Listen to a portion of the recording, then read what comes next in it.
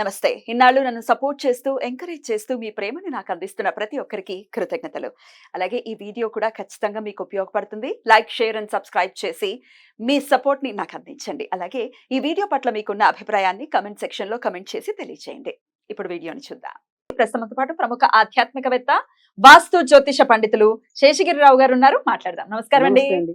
క్రోధినామ సంవత్సరం మొదలైపోయింది. అయితే ఈ ఇయర్ లో వస్తున్నటువంటి ఫస్ట్ అంటే కాంబినేషన్స్ తో వస్తున్నటువంటి డే రాబోతోంది. అదే భాను సప్తమిగా రాబోతోంది. అంటే సూర్యోదయానికి సప్తమి లేకపోయినప్పటికీ కలయిక అయితే ఉంది. త్రిపుష్కర యోగం అయితే ఏర్పడుతోంది. ఆదివారం సప్తమి పునర్వసు నక్షత్రంతో ఈ త్రిపుష్కర యోగంతో వస్తున్నటువంటి రోజు వస్తుంది. అయితే పొద్దున షష్ఠి ఉంది. స్కంద షష్ఠి కూడా చేసుకుంటారు. శుక్లపక్ష షష్ఠిని స్కంద షష్ఠిగా కూడా జరుపుకుంటారు. అయితే ఈ రోజున ఎలా వినియోగించుకోవచ్చు ఒక్కసారి మీ ద్వారా? తప్పకుండా. ఎందుకంటే ఇక్కడ చాలా ప్రత్యేకతలు అయితే గనక ఈ ఆదివారం నాడు ఉన్నాయి. అంటే అంతకు ముందు రోజే మనకి శనివారం నాడు మరి మేషరాశిలోకి సూర్యుడు అడుగు పెట్టడం అనేది జరిగింది. దాన్ని మనము సౌరమాన సంవత్సరం అని చెప్పి కూడా అంటాం. సో అలాగే రాముడు పుట్టింది కూడా మరి రవి మోక్షలో ఉన్న టైంలోనే పుట్టాడు కాబట్టి ఇప్పుడు రావి కూడా ప్రస్తుతం అయితే మరి ఆయన శ్రీరామనవమి వరకు కూడా ఇంకా తర్వాత కూడా ప్రస్తుతం అయితే మోక్షలోనే కొనసాగటం అనేది, అంటే రాముడు పుట్టినప్పుడు ఎలాగైతే ఉందో అలాగే ఉండటం అనేది ఉంటుంది. తర్వాత ఇక్కడ మనం ప్రత్యేకతలు చెప్పుకోవాల్సి వచ్చినప్పుడు ఏంటంటే ఏదైతే మీరు ఇందాక చెప్తున్నారో ఆదివారం అనేది ఉంది అని చెప్పి భానుసప్తం అనేది సరే ఉదయానికి 11:43 చేరినప్పటికీ కూడా ఆ రోజు మనం కనుక ఆలోచిస్తే పునర్వసు నక్షత్రం అనేది ఎవరిది? రాముల వారి. సో భానుసప్తం అనేది ఎవరిది? సూర్యుడి. ఈ రాముడు ఎవరు? ఇక్ష్వాకుల వంశీయుడు, అంటే సూర్యవంశీయుడు. అంటే ఇక్కడ ఆ రకంగా కూడా మైత్రి కోరటం అనేది గొప్ప విషయం. తర్వాత వచ్చేప్పటికి షష్ఠి ఎవరిది? సుబ్రహ్మణ్యుడిది. సుబ్రహ్మణ్యుడు ఎవరు?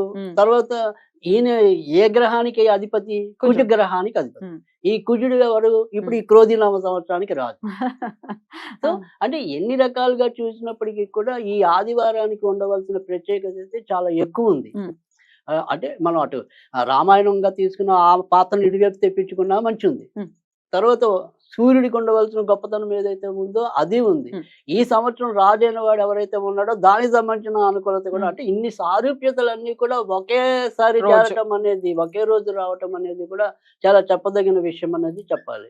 తర్వాత వచ్చేప్పటికి ఏంటంటే ఈ త్రిపుష్కర యోగం అనేది కూడా చాలా విశిష్టమైనది. ఇలాంటి దాన్ని మనం ఎలా వినియోగించుకోవాలి, ఏం చేయాలి అనేది ప్రధానంగా మనం చెప్పుకోవాల్సిన విషయం. ఎప్పుడైనా సరే ఏదైనా సరే సూర్యుడు గనక ఇబ్బంది పెడుతున్నాడు అంటే చాలా తేలిగ్గానే మనం గుర్తించవచ్చు. ఎలా అంటే గనక ఎవరింటో అయినా సరే ఆకస్మికంగా హార్ట్ అటాకులు వచ్చి పోతున్నారు అంటే గనక ఖచ్చితంగా నెగిటివ్ సైడ్స్ సూర్యుడి పరంగా ఆ ఇంట్లో ఉన్నట్టే. తర్వాత పుట్టునే ఎవరికైతే మరి గుడ్డితనం అనేది ఉంటుందో ఖచ్చితంగా వాళ్ళ ఇంట్లో కూడా పితృశాపం ఉన్నట్టే. అంటే రవి ప్రధానంగా పితృశాప కారకుడు కనుక పితృశాపం అయితే ఎవరైతే ఉంటుందో చాలా మందికి అవమానాలు ఎదురుతూ ఉంటాయి. వాళ్ళు ఎంత మంచిగా మాట్లాడినా కూడా వాళ్ళందరినీ అపార్థం చేసుకోవడమే ఉంటుంది. ఈ అలాంటి అవమానాలు ఎందుకని అవుతుంటాయి? అవి పితృశాపం తగిలితే అవుతాయి. ఈ పితృశాప నివారకుడు ఎవడు? రవి. సో రవిని పూజిస్తే ఇలాంటి పాపాలు కొంతవరకు ఉపశమనం ఇవ్వటం అనేది ఉంటుంది. మరి అలాంటి పాపాలను తగ్గించుకోవడానికి మనకు వచ్చిన మంచి రోజుగా ఈ రోజును మనం చెప్పవలసి ఉంటుంది. కనుక ఇక్కడ ఏదైనా సరే పితృశాప నివారణకి మనం ఏం చేయొచ్చు? సరే పోనీ పితృశాపం ఏం లేదు, రవి అనుకూలంగా ఉండడానికి ఏం చేయొచ్చు? అంటే రవి అనుకూలంగా ఉంటే మనకి చాలా విషయాలు మేలు జరుగుతుంది. అంటే పెద్ద పెద్ద కీలకమైన పదవుల్లో ఎవరైతే ఉంటారో వాళ్ళందరూ కనుక కూడా రవి ఉంటాడు. పేరు ప్రఖ్యాతలు ఇప్పుడు రాజకీయ నాయకులకి రవిశనులు ఇద్దరు కావాల్సింది. అంటే శని అనేది మాస్ ఫాలోయింగ్ ఇస్తే అక్కడ అధికారం కావాలంటే రవి ఉండాలి. అంటే కొంతమందికి ఏంటంటే విపరీతమైన తప్పట్లు పడతాయి కానీ ఓట్లు రావు.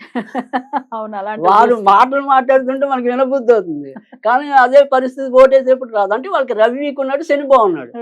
సో శని బాగున్న వాడికి మాస్ ఫాలోయింగ్ ఉంటుంది కానీ అధికారం రావాలంటే మళ్ళీ అక్కడ రవి తోడ్పాటు ఉంటుంది. సో ఆ రెండు రకాల కాంబినేషన్ అనేది కుదిరితేనే మనము పెద్ద పెద్ద వాటికి వెళ్ళగలగటం అనేది ఉంటుంది. తర్వాత రెండోది ఏంటంటే ప్రభుత్వ ఉద్యోగం ఉంది అంటే కనుక ఖచ్చితంగా అక్కడ కీ రోల్ రవిదే ఉంటుంది. కానీ ఎలా చూసినప్పటికీ కూడా రవికి ఉండవలసింది. అందుకే ఆయన గ్రహాలన్నింటిలో కూడా అగ్రజుడయ్యాడు. సో అందుకని మనం ఆయన పూజించడం అనేది కూడా ప్రధానం. తర్వాత అన్నిటికంటే రెండోది ఏంటి మనకి అంటే గనక ఉమ్, ఏదైనా సరే, ఏ దేవుడైనా సరే ఉన్నాడు లేడు అంటే అది మనకి తెలియదు. ఉమ్, ఉన్నాడు అనుకునేవాడికి ఉన్నాడు, లేదనుకుంటే లేడు. కానీ సూర్యుడు ప్రతిరోజు కనిపించే దేవుడు.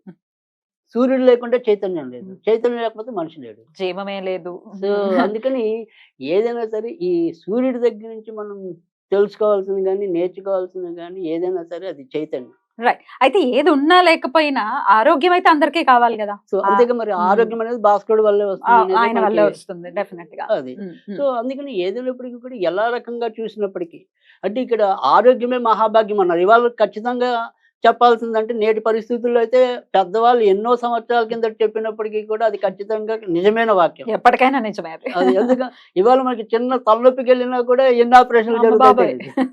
తెలియదు, లేదా ఎన్ని పరీక్షలు జరుగుతాయో తెలియదు. కరెక్ట్. సో అందుకని ఆరోగ్యమే మహాభాగ్యం అని చాలా ముందు చూపుతో మనకి చెప్పడం అనేది జరిగింది. అయితే ఇక్కడ మీకు తేలిగ్గా జరిగేవి 3 చెప్తాను. ఉమ్. ఈ ఎప్పుడైనా సరే ఈ ఆదివారం పుష్యమి నక్షత్రం కలిస్తే దాన్ని ఆదివారం పుష్కర అంటే రవి పుష్య యోగం రవి అంటారు. పుష్య యోగం. అవును. తర్వాత గురువారం పుష్యమి కలిసి వచ్చింది కూడా గురు పుష్య యోగం ఉమ్. అనేది ఉంటుంది. అలాగే ఈ త్రిపుష్కర యోగంలో కూడా ఈ 3 యోగాల్లో కూడా మనం చేయవలసింది ఉమ్. ఎవరికైనా గనక ఎవరైనా సరే కంసాలి వాళ్ళు గనక ఉమ్. అప్పటికప్పుడు చేసి ఇచ్చే వాళ్ళు ఎవరైనా ఉంటే గనక చాలా విశిష్టమైనది. మనకి చాలా పురాతన కాలం నుంచి కూడా వచ్చింది ఏంటి అంటే గనక 3 ధాతువుల ఉంగరం ధరించటం. ఉమ్. ఏంటి అంటే రాగి, వెండి, బంగారం ఈ 3 ఉమ్. తీగలు ఉంటాయి. ఉమ్. ఆ తీగల్ని మనం ఉంగరంగా చుట్టి ఉమ్. ధరిస్తే గనక ఈ అనారోగ్యాలు తర్వాత కొంతమందికి పిట్స్ వస్తూ ఉంటాయి. ఉమ్. ఆ పిట్స్ నుంచి కూడా నివారణ పొందటం అనేది ఉంటుంది. అంటే ఈ దాంతో యోగం ఉన్నప్పుడు అది చుట్టించుకుని ధరించమంటారు. అంతేగా ఆ ఉమ్. యోగం ఎంత ఆ రోజు ఉంటే గనక ఆ లోపుగా చుట్టించుకోవాలి. ఆ రోజు అంటే సుమారు మధ్యాహ్నం నుంచి మర్నాడు అది వరకు ఉంది. ఎంతవరకు ఉంటే ఉమ్. దాన్ని మనం ఉమ్. అంతవరకు ఉమ్. ఉమ్. అంటే చుట్టించుకుని కొన్ని కొన్ని ధారణ. సార్లు ఒకసారి గంట 2 గంటల మించి కూడా ఉండకపోవచ్చు. ఆ తిథి అన్ని కలిసివాలి కదా, ఉమ్. ఒకేసారి కాంబినేషన్ ఉంటేనే ఉంటాయి అవి. ఇప్పుడైతే ఉంది మధ్యాహ్నం నుంచి రైట్. నెక్స్ట్ డే మార్నింగ్ వరకు ఉంది. రైట్. సో అయితే అది చుట్టించుకుని ధారణ చేయాలి. రైట్. అది చేయటం వల్ల కూడా చాలా మంచి జరగటం అనేది ఉమ్. ఉంటుంది. అది కూడా ఒక అదృష్టపు ఉంగరం. అంటే ఇవాళ మనం పెట్టే నవరత్నాల కంటే కూడా పవర్ఫుల్ అది. ఓకే. సో అది ఆరోగ్యాన్ని తీసుకొస్తుంది. ఆరోగ్యం తీసుకొస్తుంది, ఔశ్వర్యాన్ని తీసుకొస్తుంది. ఏదైనా సరే ఇందాక చెప్పుకున్న ఇలాంటి పితృశాపాలు కానీ ఇలాంటివి ఏమైనా ఉంటే కనుక వాటి నుంచి కూడా నివారణ చెందటం అనేది. సో మాకు ఇది పడుతుందా పడదా? ఆబ్వియస్ దీనికి గా అసలు రాఖీకి ఏముండదు. ఏముంటుంది? ఏం పడకపోవడం ఇంకా రత్నం ఏముంది? అనేది మనకి తెలిస్తేనే ధరించాలి కానీ దీనికి అలాంటి ప్రాబ్లం అయితే ఏమీ లేదు. ఏ వేలకు ధరించాలండి? అది కుడి చేతి ఉంగరం వేలికి ధరించాలి, ఆడవాళ్ళైనా మగవాళ్ళైనా? మగవాళ్ళైనా. ఉమ్. సో ఆ రకంగా ఉమ్. మనకి ఎవరైనా సరే అందుబాటులో మనకి ఆ రకంగా ఉంటే కనుక కంసాల వాళ్ళు చేసేవాళ్ళు ఉమ్. ఖచ్చితంగా ఆ రకంగా కూడా మేలు పొందొచ్చు. అదొక పద్ధతి. బ్యూటిఫుల్. ఇంకా రెండో పద్ధతి ఏంటి అంటే కనుక ఉమ్. ఇదే రోజు ఉమ్. ఇందాక మనం చెప్పుకున్నాం ఇక్కడ ఇవాళ రోజు ఏదైతే షష్ఠి కూడా షష్ఠి ఉంది. అవును. ఉంది కదా, ఉమ్. అందుకని ఏం చేయాలి అంటే కనుక సూర్యుడికి ఆర్గ్యం ద్వారా కూడా ఆయన తొందరగా మనము ఉమ్. సంతృప్తి చేసుకోవటం అనేది ఉంటుంది. అవును. సో ఇక్కడ మనం తూర్పు ముఖంగా అంటే ఇప్పుడు అపార్ట్మెంట్లో మనకు ఉన్నప్పుడు డైరెక్ట్ గా సూర్యుడు కనపడకపోవచ్చు, ఉమ్. కానీ ఈ బాత్రూంలో మనం నిలబడినప్పుడు దానికి తూర్పు ముఖంగా మనం నిలబడాలి. ఉమ్. కొన్ని నీళ్లు తీసుకుంటాం. ఉమ్. ఈ నీళ్ళతో పాటు కూడా ఆర్గ్యం వదలాల్సింది ఏంటంటే మిరపకాయలో గింజలు ఉంటాయి కదా, మిరప గింజలు. ఎండు మిరప ఉమ్. గింజలు, ఉమ్. మళ్ళీ పచ్చి మిరప గింజలు కాదు. ఉమ్. ఈ ఎండు మిరప గింజలు నీటిలో పెట్టి ఉమ్. అలా ఆర్గ్యంగా ఉమ్. సూర్యుడి యొక్క సంఖ్య అంటే జనరల్ గా వీళ్ళు ఏం చెప్తూ ఉంటారంటే మన ఆయన సంవత్సరాలు దశ సంవత్సరాలు Six. అనేది 6 అంటాం కదా, అవును. కానీ 6 కన్నా కూడా 10 అనేది ఆయనకి ఆయనకి. ఉత్తమ అంకె. ఉమ్. ఉమ్.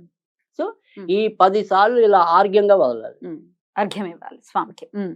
దాని వల్ల కూడా ఉమ్. మేలు జరగటం అనేది ఉమ్. ఉంటుంది. ఏదైనా నామంతో ఇవ్వచ్చా అండి? అంటే మన బాత్రూమ్ లో ఇవ్వటం అంటే డౌట్ వస్తుంది. బాత్రూమ్ లో ఇవ్వచ్చా బాత్రూమ్ స్వామికి? ఇవ్వడే మనకి ఎక్కడైనా సరే మరి తూర్పు ముఖంగా నిలబడి ఇవ్వాలి. ఆ. అది ఉమ్. ఎక్కడ అంటే అక్కడ ఉమ్. మనకి ఉమ్. ఇప్పుడు మన కార్తీక పురాలో ఏం చెప్తుంది, మనం ఉన్న చోటే పవిత్ర స్థలం అంతే. ఉమ్.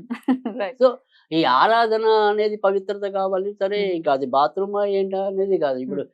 అన్ని కర్మల్ని కూడా ఉమ్. దేవుడికి అర్పించేవాడు అక్కడ ప్రతి చోట కూడా దేవుడి నామనే చేస్తాడు. ఉమ్. ఉమ్. రైట్. అది కొంతమంది కదా బయట ఇచ్చుకోవాలంటే automatic గా స్వామిని చూస్తూ కూడా ఏ తులసికోట దగ్గర ఇవ్వచ్చు కదా, అంతేగా తులసిలో ఏదైనా సరే కాకుండా మనకి వేరే ఇక్కడ మొక్కలు. కావాల్సింది ఏంటి అంటే తూర్పు ముఖంగా ఉండటం తూర్పు అనేది ముఖంగా కదా. ఉండాలి. ఉమ్. ఉమ్. సో అది మీరు ఈ యొక్క సౌలభ్యం బట్టి చేసుకోవడం అనేది Right. అదొక పద్ధతి. Right. అయితే ఇక్కడ కంపల్సరీ ఎండు మిరప గింజలు వాడాలి. వెయ్యాలి. దానివల్ల ఏం జరుగుతుంది అంటే కనుక ఇందాక మనం చెప్పుకున్న వ్యతిరేకం అంటే ఇప్పుడు ఉద్యోగాల్లో ఉంటే తరచు వేధింపులు ఉంటూ ఉంటాయి. ఉమ్. ఉమ్. తర్వాత ఏదైనా సరే పదవులు అనేది త్రుటిలో తప్పిపోవటం అనేది ఉంటుంది. అవన్నీ తర్వాత కూడా ఇంట్లో ఎవరికైనా సరే ఇలా ఈ కంటికి సంబంధించిన కానీ గుండెకి సంబంధించిన బాధలు ఏమైనా ఉంటే కానీ వాటి వల్ల కూడా కొంత ఉపశమనం పొందటానికి ఉంటుంది. ఇంకా Right. మనకి మూడో పద్ధతి వచ్చేప్పటి ఇప్పించడం వల్ల కూడా మేలు జరుగుతుంది. ఆ Right. రకంగా మనం దీన్ని స్పెషల్ వినియోగించుకోవడం డేని అనేది. వినియోగించుకోవచ్చు. Right. చాలా అద్భుతంగా తెలియజేశారు. ఎవరు ఏ పద్ధతిని అనుసరించాలనుకుంటున్నారో వాళ్ళు ఆ పద్ధతిని చక్కగా చేసుకునే విధంగా మాకు తెలియజేశారు. Thank you so very much అండి. Thank you. నమస్తే. Thank you.